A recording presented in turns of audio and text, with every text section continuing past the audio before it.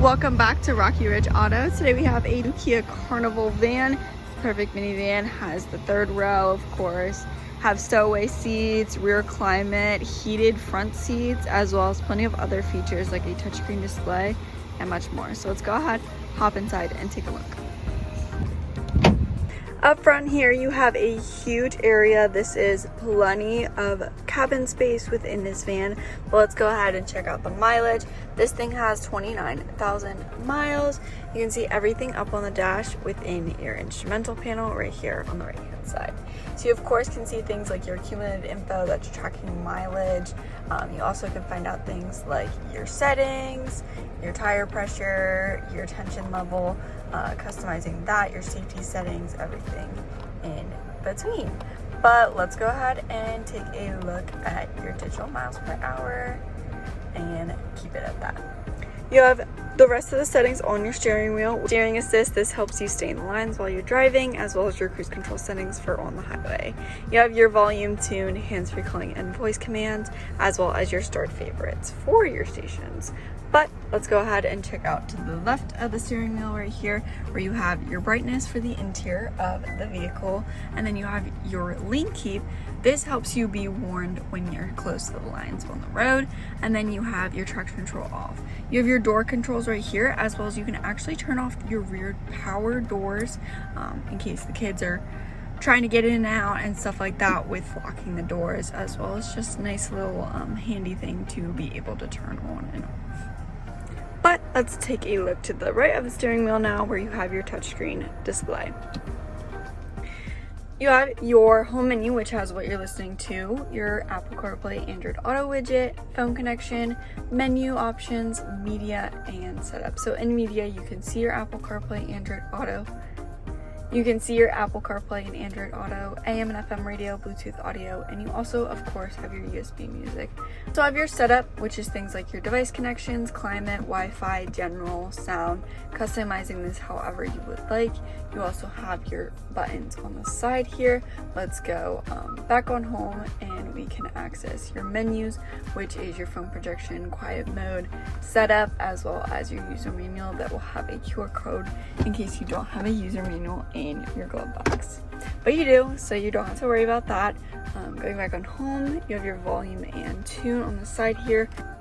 You have your backup camera by putting it in reverse. Different camera views as well. You have your regular backup camera and then your downward hitch view to see that.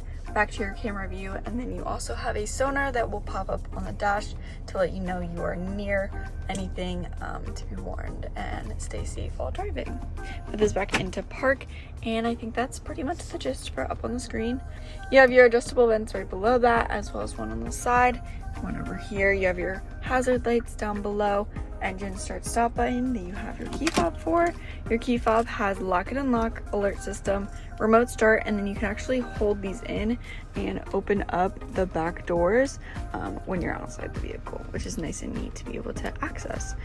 Climate controls, you also have your rear stuff, as well as the rear temperature is up there on the top, but you can adjust that right down below here. So 3 cool, put it down to hot, all of that, and then of course your airflow would be right over here. You can lock your rear climate in case you don't want anybody touching that, so you can have everything synced up, things like that. Down below here you have some charging ports. You have plenty of plugins, USB, charging. You have some storage here, and then your gear shift, parking brake, drive modes, auto hold, cup holders, heated seats for both the driver and passenger, so you can adjust those, as well as your parking sensors you can turn off. Parking camera, you can see at all times by just pressing that button. Drive modes, let's check those out. You have your Eco, Sport, Smart, and Normal. Eco is a little bit of a better gas mileage. Sport is putting it into drive and over. Auto manual mode kind of gives it a sportsier feel. Smart gives it a little bit of a better technology with driving. Going into your center console, you have some storage in there, and then you have cup holders and some storage back here for the backseat people, but we'll check that out in a little bit. Up here you have your lighting settings, nice and simple to use. And then of course we already went over this stuff. Door panel has your normal child lock, window controls, door locks, and mirror controls.